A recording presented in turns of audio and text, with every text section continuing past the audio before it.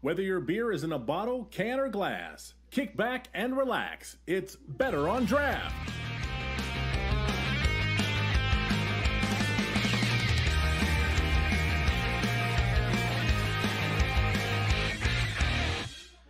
Hello, everybody, and welcome to the Michigan Series, episode number 6. My name is Ken. Thank you so much for joining us.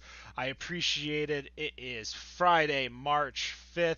We are getting into it today, and we've got a very special guest. We've hosted shows literally just down the road from where his tap room used to be, which we'll be talking about that here in a little bit. But we've got Ken Schramm on the line today. Ken, how you doing today? Very well, thank you. We usually go around and we all get an introduction and ask the first question. And my first question is, for me, mead is very, very sweet. I'm not really one that jumps in. So is it bad courtesy or bad form to cut mead with water or some type of other drink to kind of mellow it out a little bit? We do all kinds of things with mead. I cut mead with Scotch whiskey. I take our nutmeg and mix it 1-to-1 with a lowland Scotch like an Auchentoshan, and it's quite delicious. So yeah, we do just about everything. You can cut mead with soda water. You can cut mead with Vernors. You can cut mead with just about anything you're interested in. You can serve it over ice. We're not pretentious. We don't care what you do with the mead. If you pay for the bottle, it's yours. Enjoy it however you would like, please. All right.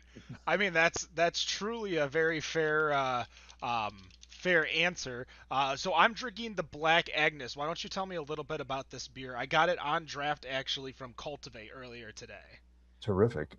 Cultivate's been a spectacular customer and one of the few people that's had mead on through the entire duration of the coronavirus crisis. Black Agnes is a mead that was conceptualized after we'd opened. It was it was in fact I think the first mead that was added to our lineup from our basic lineup of the statement raspberry, blackberry, and ginger.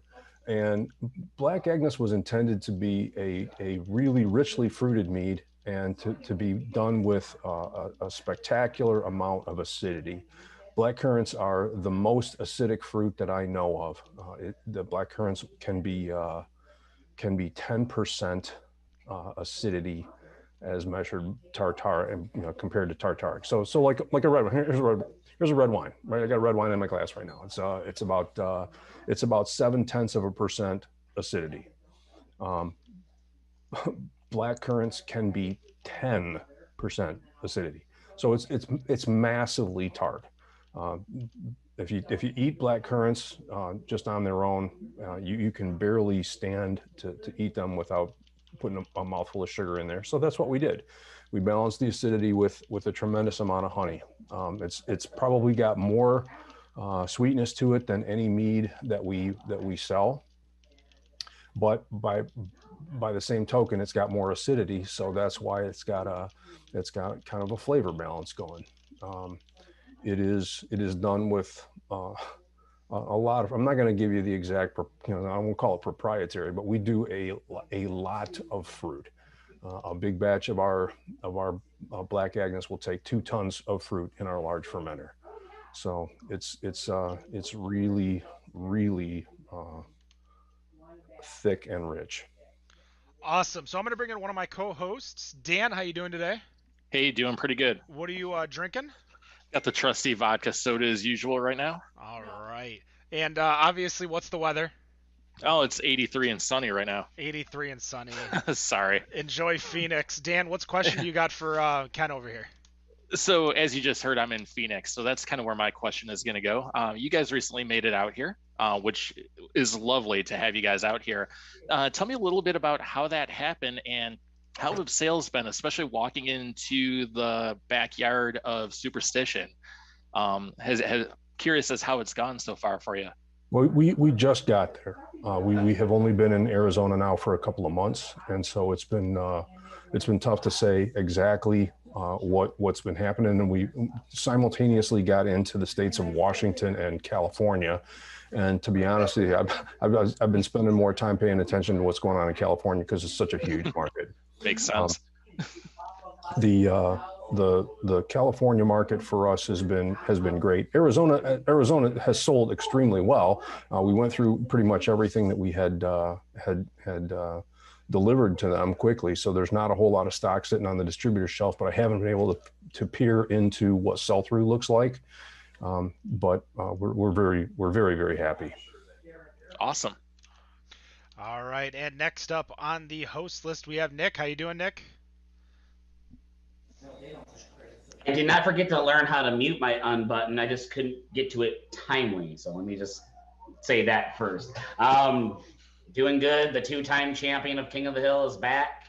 Oh, Here to defend his title. He's already trash talking. For those of you who don't know, you got to watch us on IGTV or watch us live Friday night, 7 p.m. Eastern. Better on draft.tv. If I win a third week in a row, I got a surprise for you guys. Oh boy!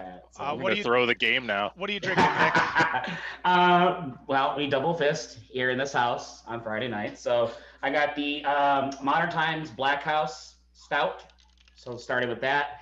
And my beer of the month, even though I only had one last month, and I wish I can get more, but I don't live in Louisiana, the Rising Hope from Parrish Brewing. Honestly, one of the best beers I've had in a very, very, very long time. So kudos to them for putting out something that's tasty and really, really good. And hopefully we'll be able to get more one of these days soon. So. Well, what question do you have for Ken over here? So I'll just out and say it. I'm not a big mead person. When someone approaches you and they start asking about mead and they want to get into it, what would be a good gateway mead to kind of get someone into maybe drinking it more often? Because when you say mead, no one really seems to know. The casual beer drinker might not know what a mead is. How do you get someone in, and what would you recommend to get them into the world of mead? Sure. Well, the first thing I'll say about mead is that mead has as much breadth as beer does. So it's not easy to say, okay, well, you should start here and have a reasonable expectation of what mead is going to be like, any more than if you started, for example, with a British mild, you would have a really good idea of what beer is going to be like. Because I mean, you got the brewery on this end, you've got Pilsner or Quell over here, you've got and then you've got American lagers and then you got American pale ales. I mean, the range is whopping, right? And Sure. The same thing is true with mead. Right. So if you're going to start with something that's really light and refreshing and quick and easy, a Zombie Killer from B Nectar is a great place to start. I mean, it's a crisp, refreshing, delicious mead. And it's going to be something that you can have two of if you choose to, and you're not going to really have two Black Agneses in a night. If you do, you're both in a diabetic coma and you're blasted. So I would start with something like that. But on the other hand, if you are interested in a rich, full-bodied mead, a great place to start is the mead that we may call the Statement, which is it's a Balaton cherry mead. And what we're trying to do with mead is not necessarily the same thing that everyone's trying to do with mead, but a lot of our meads are going to be constructed such that what you can get out of them is a really crystal clear understanding of what this fruit will be like, well fermented, and what the honey that's underlying it is going to be like, well fermented. So a Statement is made with orange blossom honey, and it's made with Balaton cherries. Balaton cherry is a cherry that most people aren't really familiar with. If they haven't really been into Side Project and a bunch of other people are working with Balatons now. We like to say that I'd like to think that we had a lot to say about that because we came out of Michigan and we were the ones that, we were one of the first people that said, hey, this is a spectacular cherry, and you really need to figure this out. You really need to, I say figure it out. You really need to gain a sort of a personal relationship with this variety of cherries because it's delicious. It's got a slightly lower acidity than the Montmorency, but it's got more a fleshier, fruitier flavor. It's dense, it's dark, it's rich. And that's the kind of thing we want people to understand. And so what Schramms is trying to do is to deliver that. And without being too philosophical about it, we're taking our lessons from the wine community where they've been doing a great job. For example, taking Riesling grapes or Pinot Noir grapes, one grape, and turning it into something that is compelling and spectacular to taste. So that's what we're trying to do with the statement, is to say this is what a really well fermented, ripe, delicious Balaton is going to be like. And part of the vernacular in the wine world is typicity, meaning can you recognize what this sort of thing is? And that's what that is. We're trying to get you the typicity of Balatons. And there, that goes on a heck of a lot in beer. I mean, in beer, a really good typistic pale ale that's made with Maris Otter should reek of Maris Otter, right? I mean, it should, and if you especially if it's, they were a few years ago, they were called smash beers, the single malt, single hop beers, right? Well, if you're doing Maris Otter and Centennial, you should be able to really recognize exactly what well-presented Maris Otter and Centennial are coming across as in that smash beer. Well, and that's what. So look at Schramm's the statement as the same thing with orange blossom honey and Balaton cherries. Now, our Balaton cherries? Now, cherries aren't something that I gravitate towards. Is that like a local thing in Michigan, or can you find that? Is that pretty common? Kind of talk about that a little bit, because when you say Balaton cherries, that's actually the first time I've actually heard. Sure. Yeah, I mean, you think apples for a second. You have your Granny Smith, your Washington apples, your Red Delicious. Those. I figure cherry is a cherry, but I'm a simpleton when it comes to it. So, is that local to Michigan, or is that kind of like spread all over the place? Well, Balaton came out of Europe. It was actually originally a European cherry. It's from Hungary. And then this woman named Amy Iazzoni from the Michigan State Cherry Research Station in I think they're in Fredericksburg, up on I-96 between Lansing and Grand Rapids. Right. Well, she was working on figuring out what, we're good at growing Montmorencies, which is the cherry that everyone's familiar with. And she thought, okay, well, there's got to be more to this, right? I mean, there's more to grapes than just Cabernet Sauvignon or Niagara, Concord. So what's up with cherries? And she brought in this variety from Hungary and worked on it for a while, bred it for a while to make sure that they could get the kinds of yields that you need to be commercially viable and do all the stuff that you need to release a cherry. And she did. And Michigan State University released that cherry, a couple of decades ago now. And now they're being grown in Traverse City. There aren't nearly as many of them as just the regular old pie cherry, but they're there, and that's where we get them from. We buy them from growers up there. Okay. And we have some people that we're really familiar with. So yeah, it's kind of a Michigan thing. They're being grown in Washington State now as well, and they're great because it's just a different flavor. It's a really and it's a richer, denser flavor than the Montmorency. I don't want to sound like the Montmorency is not a good cherry. It is, but there's more to cherries, and in fact, that's what I mean. Most people in the beer world are familiar with the Charbake. That's the cherry that's the really critical part of the best lambic creeks, and that's a cherry that we work with too. We're trying to get grown right here in Detroit. But yeah, I mean, there are lots of different varieties of cherry, and we're starting an orchard to help people to understand what the different cherries are and how they really create different flavors in mead. It's the as you said, there. I'm an apple fan too, right? We grow the apples that we use in our apple reserve. We use 40 or 50 different varieties that I'm familiar with and that are really spectacular. The better the apples are, the better the honey, pardon me, the better the cider is going to be. And the same thing's true with all of these fruits. Fruit meads to me are really compelling because that acidity is what makes, I like to keep some sweetness in the mead because people are expecting that with the honey, but I also like to keep some sweetness in the mead because I also like to play with really high acid fruits. Mm-hmm. And I mean, everyone's talking about what they got in their glass. I have an Orcus by Triboulet, which is a Southern Rhone wine, right? Oh. This is the first, this is left over from dinner. We had my wife made a spectacular pesto pasta, and and I wasn't invited. What gives? I had to have wings from down the road. You were invited. Did you check your email? The only email that I check on a regular basis is my work email, and that's about 100 and something times a day. I barely check my personal anymore. It's like once or twice a day now. But, yeah. Well, so I guess I'm a little late. We're checking that out. Yeah. So wine grapes are low acidity by comparison with the stuff that we play with. Okay. We play with stuff that's, this, like I said, this is probably 0.7% acidity. The statement is probably 2.5% acidity or 2%, right? So we leave the sweetness in the mead to counteract the acidity from the fruit.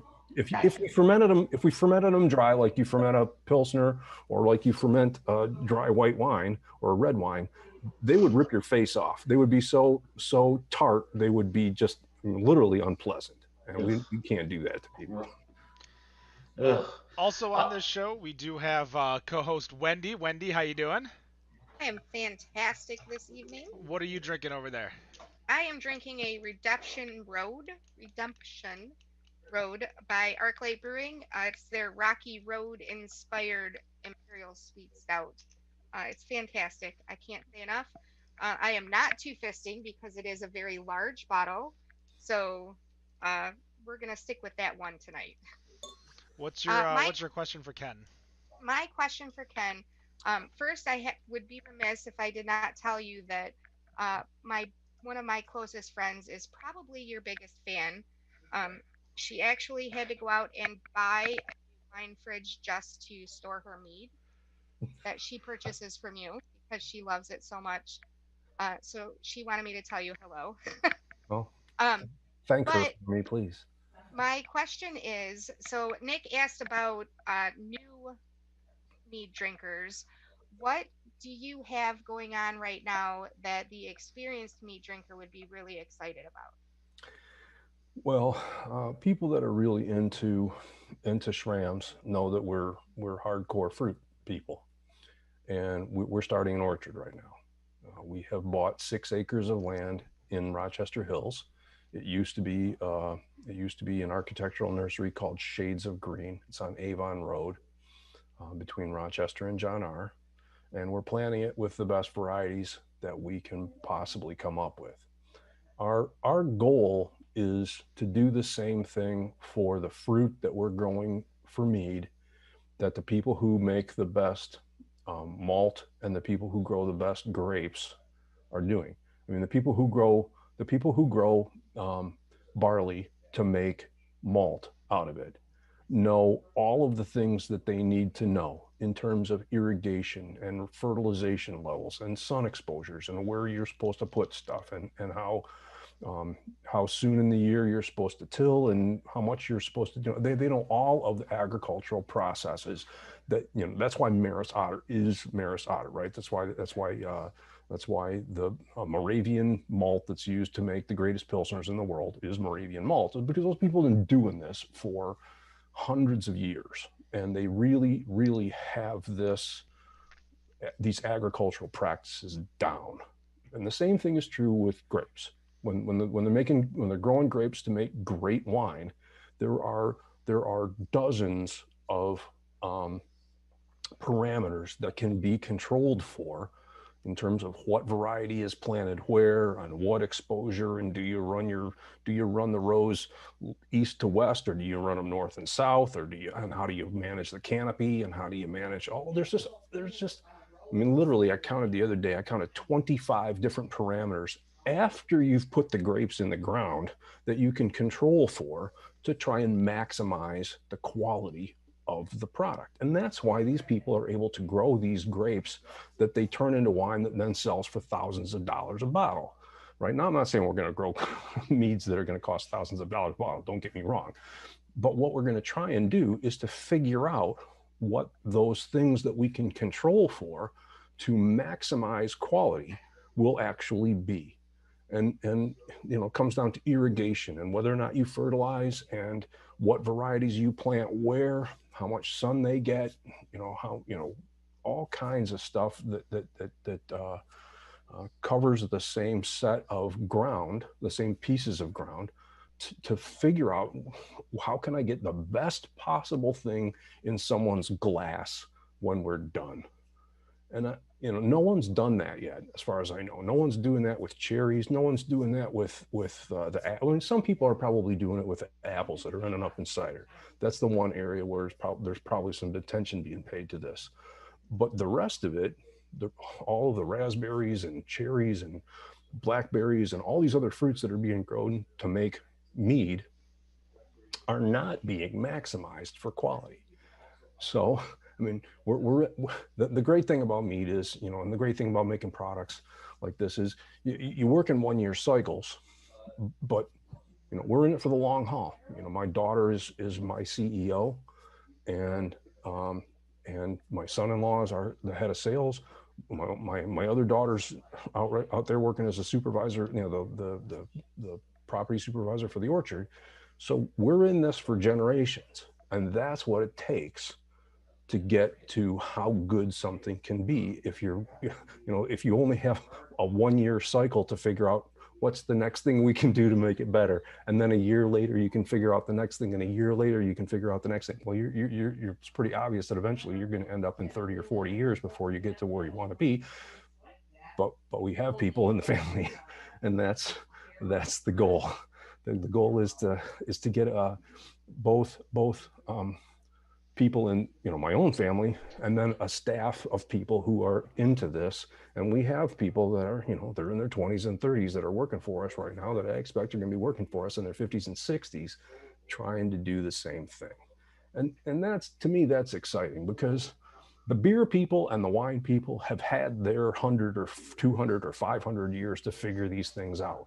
And they've got, there's some just fantastic beers out there in the world. And there's some fantastic wines out there in the world. And we want to do the same thing for mead that those people are doing. So, if you're looking for the thing that you can tell your friend who's in mead, who's enjoying our mead, and thinks it's pretty good, we think it's pretty good too, but we don't think it's as good as it can be. And that's our goal. We are, she's going to get on for the ride. She's going to be into this for the long haul. 20 years from now, Schramm's mead ought to be way better than it is right now. And that, to me, is kind of exciting. That's actually amazing. I have follow-up questions, but I have one more host I need to bring in, which is going to be Robert. How you doing, and what are you drinking?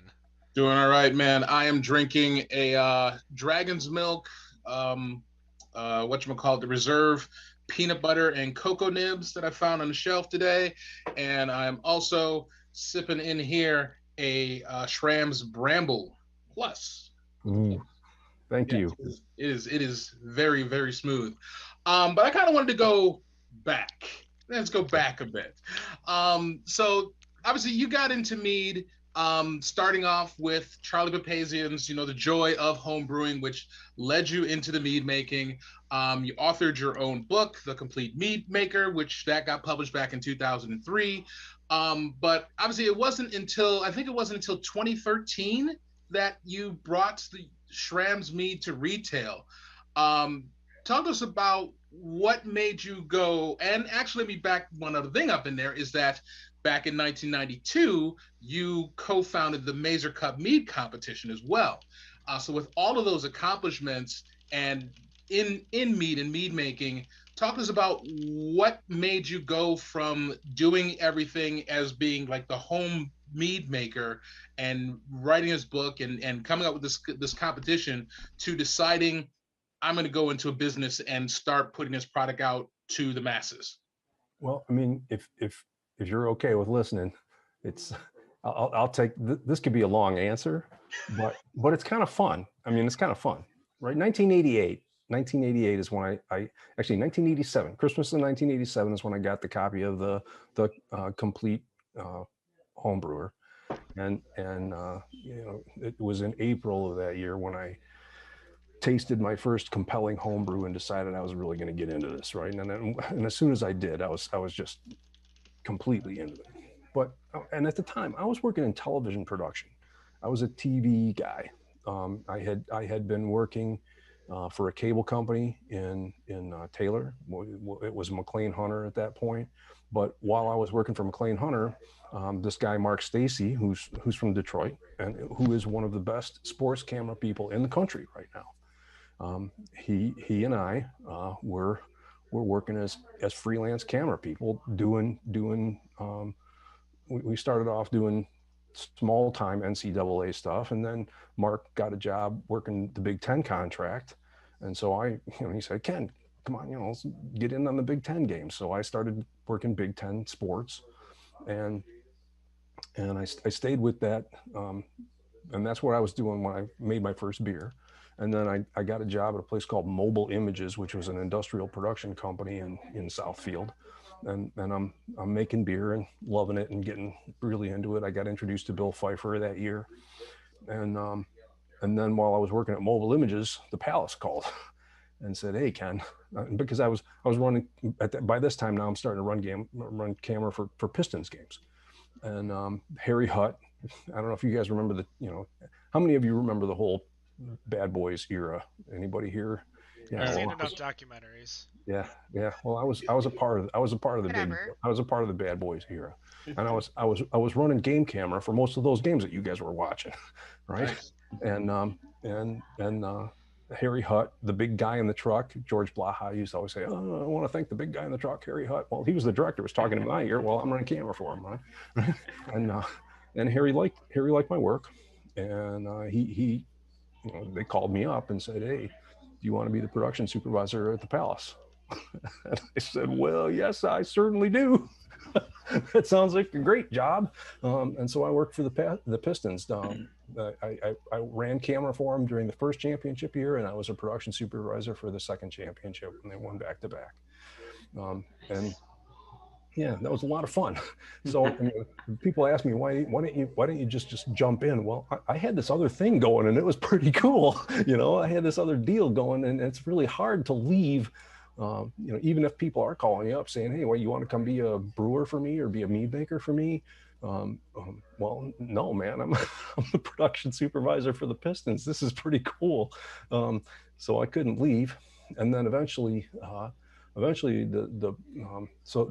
that's what I was doing in 1992 when I started the Mazer Cup. I was working for the Palace, and I did that until 1995, and then Wayne County Schools called and said, would you like to make educational training videos for us? And by then I had 2 little kids, and I said, okay, I'll come work for you.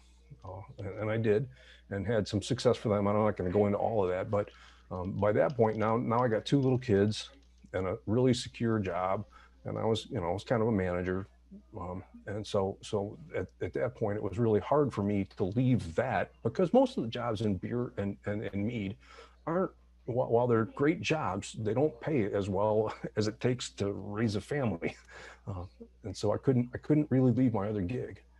And I stayed there until I got my kids all the way through college. And then once I got my kids all the way through college, now it was time to start a meadery. And so I did.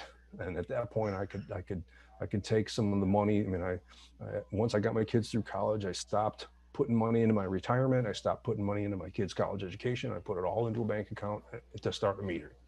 So that's how it took until 2013 for there to be a Schramms mead. Wow. And it's still pretty damn good mead, if I can say so on that. Thank you. Now, one other thing that I wanted to bring up, which you kind of touched it a little bit about the cost of mead. And, there's a lot of people that, especially in the beer and wine sector of consumerism, that they look at those prices of beer and they say, well, it's okay, it's a little high. Wine, it's all right. And then they'll go to the mead and they'll look at the mead on the shelf and will just instantly see the sticker shock that, oh my God, I could buy four 4 packs of some odd side stuff for what's costing for this skinny bottle. Sure. Why does this bottle cost so much? Sure. So I mean, I guess with when you mention the statement runs for about $40. Recently had the release of the rebuttal, which runs for about $125, and I think you've got Heart of Darkness that is coming out relatively soon, which I think that's a little bit higher than that. Sure. But I guess for the people that are out there, talk to us about what goes into that cost and what they're getting. Well, the statement should be 22 for a 375. It's about $40 for a 750. Yeah. Yeah, I think that's what I was. Yeah, to clarify. Yeah. I think that's what the 750 I saw. And if you look at, most bottles of wine are going to be between 15 and $20 a bottle, and that's what you're going to pay to get a decent bottle of wine. And the problem that we have is twofold. Number one, it's expensive to put that much fruit in and then put that much honey in. Honey's about the most expensive fermentable that you can find. It's costs 2 to 3 times per pound, per cost of fermentable, what it costs to grow your own grapes and throw them in a fermenter. It's just really expensive. And now you throw in 5 or 6 pounds of fruit per gallon, and the actual cost of the beverage itself to get started is pretty high. And the other thing that's costing people money if they look at a bottle of Schramms is that we employ people full time. We're not. A lot of wineries right now, for example, just hire people on a contract basis during crush. Right? They come in, they work for 3 or 4 months while the grapes are coming in, and then they're out of work. And they don't get benefits while they're working there, and they don't get an annual income. Well, everybody that works for Schramms right now is full time and has benefits, and fully paid benefits. We're paying, we're paying for the health insurance for everybody, and we're paying all of it. And that gets that gets rolled into the cost of the bottle. That was a decision, that's a philosophical decision that we made. It said, we're not going to abuse our people. We're going to pay for their health insurance. I won't get into some. We're even paying for some people who aren't working right now. We're paying for their health insurance because that's, they're our family. They're the people that we love and trust, and we trust them with our mead, and we want them to be safe during this coronavirus crisis. And so they're not even working, but we're paying for their health insurance. So that's that's what we're doing, and so that money gets rolled into the cost of the bottle. We've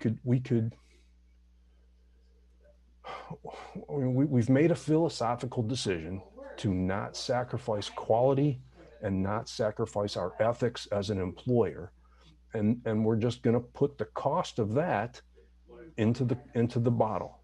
And we're not, nobody's getting rich at Schramm's mead right now. No, trust me, nobody's getting rich at Schramm's mead. I'm not going to run you around my house, but it's nothing special. We have reinvested everything that we've done to try and buy this orchard, for example. So instead of there being a profit margin, we took all of the money and put it into buying an orchard. We're trying to do everything to move the business forward for a long period of time and to create a future for a beverage that we want to try and make as well as we can possibly make it. And thank you to everyone who's buying these bottles, because they're the ones that are keeping this vision and this hope for this beverage moving forward. The thing that we're going to try and do, and I mean, this is what I've done my whole life. I mean, I've spent the last 25 years making presentations about how to make mead. There are a lot of people out there. I mean, it's immodest to say it, but there are a lot of people out there who know how to make mead because I helped them learn, right? And I did that at my own expense for a long, long time. I mean, I paid to go to all these conferences and never didn't get any money, and paid for my hotel room and paid for my mileage and my gas and blah, blah, blah, blah, blah, to go and teach the world how to make mead because I love this beverage a lot. And what, right now, what we're asking people to do is to cover a chunk of that. And what they're getting, I mean, honestly, I drink a lot of wine. I drink a lot of great beer. I drink my dry Fontaines, and I drink my, I drink those beers. They're great. What we're putting next to them in the glass is also pretty fine, right? We're not cutting any corners. We're not turning, we're not messing around. And we also don't, we spend a lot of time with mead in the tanks, that we don't filter it, right? And we don't push it. We let it take its time getting to when it's done, and then we release it. And so, when people buy these products, what they're doing is helping to keep that going. And they're helping. I'm going out to UC Davis and teaching for them. I'm going to craft beverage expos and all these other places that I've taught people to make mead at. Every time people help us out, they're helping that out. They're helping keep all those educational and learning opportunities happening. Mm-hmm. All right, I'm going to pass that over to Ken. I think he's got a couple. Yeah, I had a question, but I'm definitely changing it up a little bit just because of what you said. Because you released a book back in 2003, the Complete Mead Maker. We had a little fun. We did go through and we saw. I'm sure you've probably looked at it. Your 1-star and 2-star reviews on Amazon. Sure. Some of them are hysterical, including the fact of someone saying that you can't make mead, which I think is just laughable to all of us, and even a humble person like yourself can laugh at something that stupid. But that book's 18 years old now, and yeah. I believe there was a note that said from 2003 to 2020, we went from 65 meaderies to nearly 500 open in the United States. Right. Is there a potential for a revision to the book or a follow-up, a sequel, that you're looking to do? Well, I'm not really sure I'm going to write a different version of that book. I have outlines for 2 other books, and I have several chapters written for a second book on mead. But the other book that I want to write on mead is not probably going to be. Hang on, I got to ask my wife to hold it down. You can just yell from here and tell her. You don't have to do anything. I turned myself down. It would have been so much funnier if it was live. The thing that I am interested in doing is, if I'm going to write another book, I'd like to write a book that expands the knowledge base that's available about mead. And there isn't right now. There isn't a really good book on mead that talks about the fact that there are now 500 meaderies out there. What are those 500 meaderies? What are they doing? What are the stories of those people? What are the stories of the folks that are making that mead, and what are their philosophies in terms of what they're trying to bring to the public? So and the same thing is true in Europe and in Africa and in South America. There are terrific meaderies in Russia and Poland and Ethiopia and Kenya and in Brazil now, and in Chile and Argentina, and those people deserve some attention, and we also need to help to share what's going on in the whole philosophy and the science, the sort of mead making processes, because that's what makes beer is spectacularly interesting. Because if you want to know how to make a beer, if you want to know 12 ways to make beer great, ask 10 different brewers. So you can come up with all kinds of different attitudes about infusion mashing or decoction mashing or or barrel use, or all kinds of stuff, temperature control, you know, all recipe formulation. It doesn't matter. You can pick any aspect of the brewing process, and there are people that are adding to it and creating great knowledge that needs to get shared. And the same thing's true with mead. We need to help the world understand who's doing what and why it's working.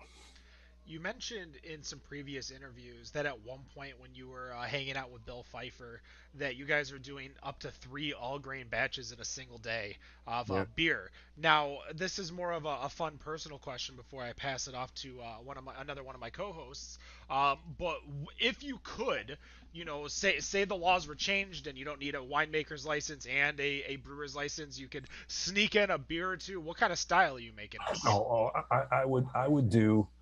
I would do a barrel aged stout version of every mead I would do a Statement, I would do a Madeline, I would do a Heart of Darkness, I would do all of those beers, or all of those meads, rather, all of those fruits, and some of that honey as a barrel aged braggot stout, fused together, and then probably barrel aged, and then and release those.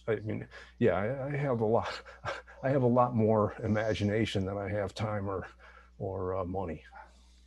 Would drink all of those. I'm just saying. All right. I would drink all of those. Yeah.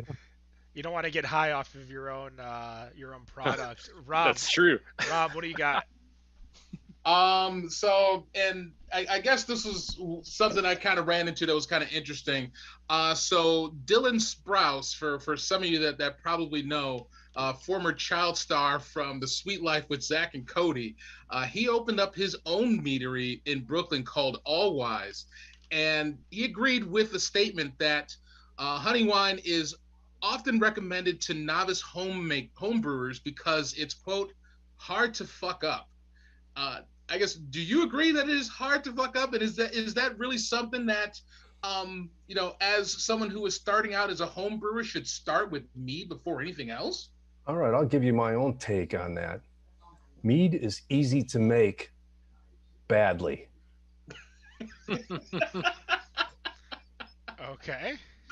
Yeah. There's a lot of sugar in honey, and you can get sugar to ferment because it's sugar. But to make a mead really well, you could say the same thing for grape juice. You could throw yeast in Welch's Concord grape juice without even taking it out of the bottle and turn it into wine, right? But the question is, how good is it going to be? How well are you going to really execute? The two watchwords that we have at Schramms are quality and fidelity. We like to get the best ingredients we can possibly get, and we like to get out of the way, and that's the sign of a great brewer. That's the sign of a great winemaker. It's the sign of a great mead maker, is can you start with great ingredients and not screw them up? Because anybody who's made beer knows that, yeah, you can buy all kinds of, you can buy Maris Otter and 2-week-old Chinook and turn it into absolute swill. And you have to know what you're doing. You have to be able to get out of the way. And it's my comment about that is that good mead making is like good umpiring, right? If you go to a sports event and at the end of the sports event you have nothing to say about how the officiating, that means they did a phenomenal job. Yeah. And you didn't notice it at all. And yeah. that's how a good mead maker or a good brewer should be. They did a terrific job, and they just disappeared into the background. And here's the thing. Well, hopefully one of these days I can actually get my own self out of the way and not keep screwing up my own batches of beer. I'm going to pass it over to Wendy, and she's got a question. So my question is then, what has been one of the most difficult fruits that you've had to work with, or anything, any materials that you've had to work with to make a mead? Something that was like, why did I do that? Well, have you had Schramm's papaya? No. There's a reason for that. Uh, you've never had a Schramm's kiwi. You've never had a Schramm's papaya. You know, there's a bunch of stuff out there that we've tried. Schramm's mango. There's a bunch of stuff we've tried that we just can't. You know, we can get the quality ingredient, but the fidelity part didn't work, and so we stopped. So yeah, I mean, papaya, mango, kiwi. We've had a hard time with strawberries. I've had a tremendously difficult time with strawberries and with peaches and with blueberries. They are fruits that like to change when you ferment them. The same thing is true with plum. Right? Plum makes a terrific mead. Plum meads are great. You just wouldn't know that they were plum if somebody walked up and smacked you in the cheek with a plum while you were drinking it. I mean, they're delicious, but they're just this generic, like dark brown or dark purple fruit flavor. Are they grape? Are they plum? Are they blackberry? They're delicious. So yeah, I mean there are a bunch of them, and we've tried to work around them, and we continue to pilot too. And that's one of the things that we do an awful lot of is to try different yeasts and try different production techniques with different fruits to see if we can make them come out. But I'd love to do a great kiwi mead. And my thought was always that, you know, we're coming up to St. Patty's Day. Wouldn't it be terrific to have this beautiful green kiwi mead for St. Patrick's Day? Yeah, it would. And when we make one, you'll know. Well, we have been talking for a lot of time. We're with Ken Schramm of Schramms Mead. Just real quick, don't forget to check out our sponsors. You can obviously find Schramms over at Zatuna Liquor over in Rochester Hills, just south of M59 on Rochester Road, as well as North Center Brewing over in Northville, Michigan. You can't find Schramms, but you can find great beer there because their theory is kind of, you know, you have the same mentality when you were talking about, you know, as long as you're enjoying the drink, drink it how you want to. You know, North Center always goes, if you like it, it's a good beer. And I think both of those mottos are really, really important to kind of follow as a beer drinker and someone who is trying to get other people into drinking, and especially drinking mead too. For me, again, I'm still working my way through this 8 ounce can that I had. I've been cutting it with some B43 to add it, and it's definitely I'm still drinking it really slow, which is good because I definitely can throw back when I'm doing this show. But we're going to wind down a little bit. Everyone's going to have one final question before we get out of here. We're going to start with Daniel. Oh boy, I'm getting ready for kind of face palm on this one. So if I'm playing Edward 40 hands and I have to use two bottles of your mead to play this, what should I drink as far as those go? What should I tape to my hands to play this game? Ooh, the Rocket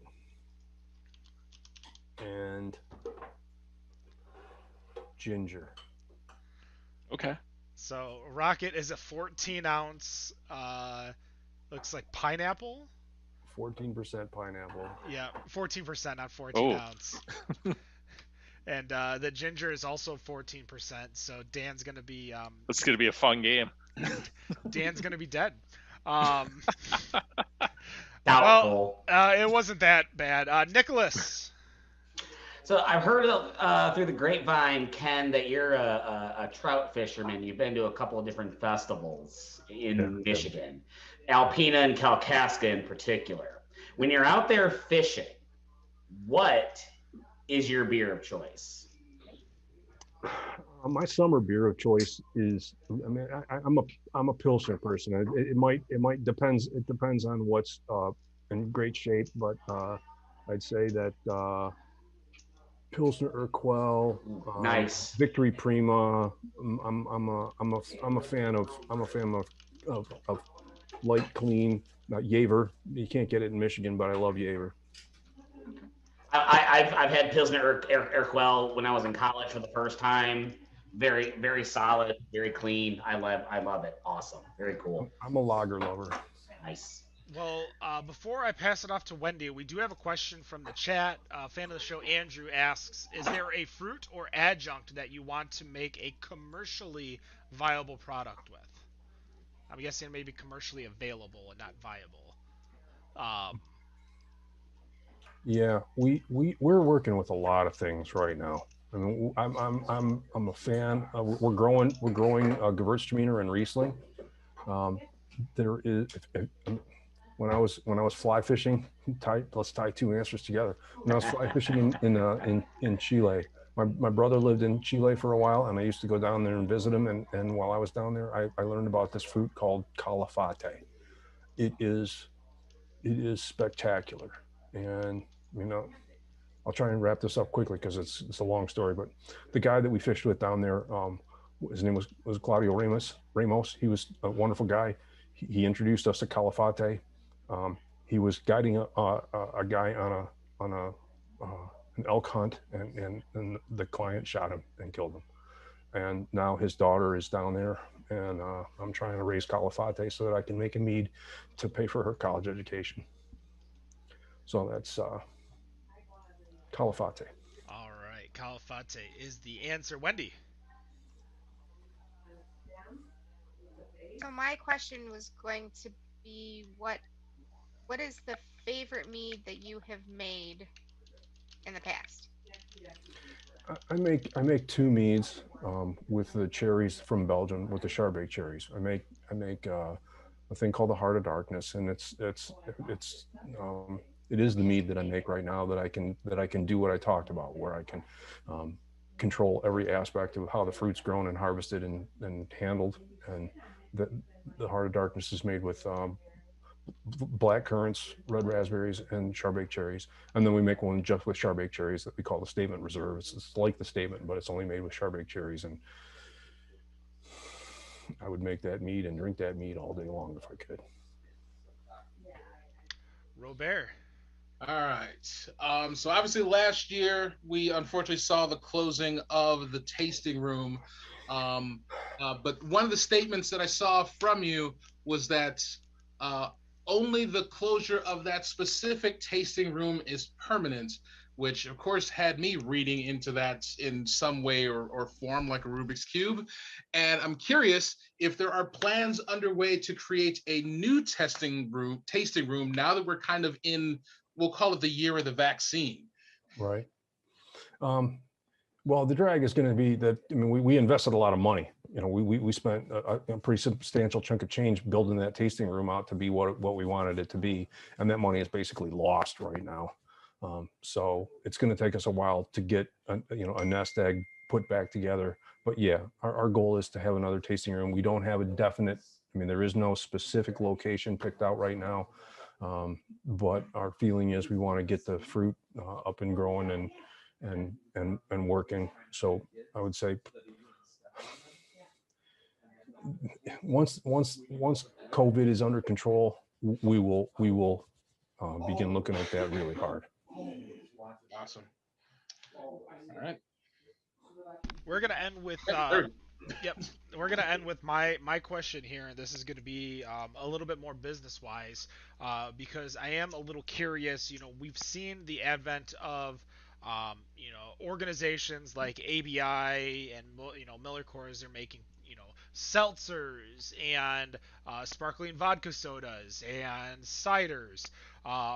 Even I believe 2 years ago they tried to make ABI made a honey alcohol beverage, which I don't know if that's technically considered a mead, maybe technically but not actually.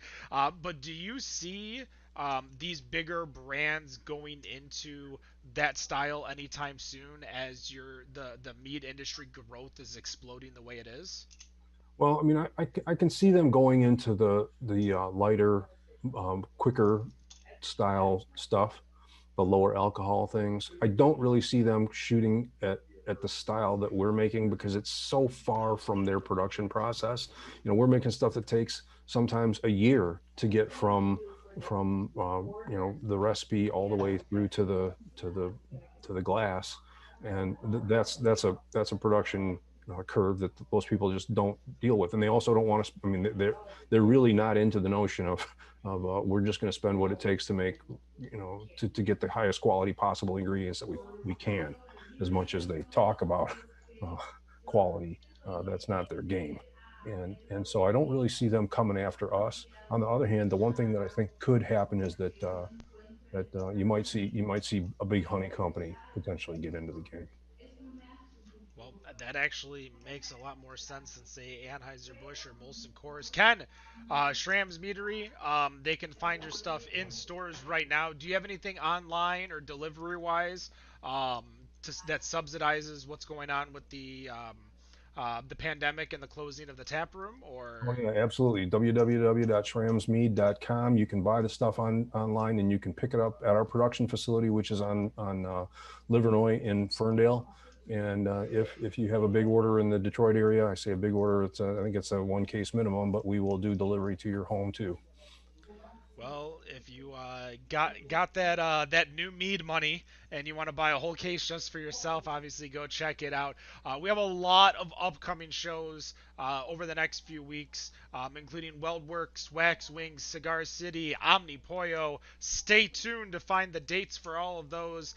Go check out Schramms. Zatuna Liquor carries it, so go say hi to Jack. Tell him we say hi. If you say better on draft set, he might give you a discount, or he might look at you like, what does that mean?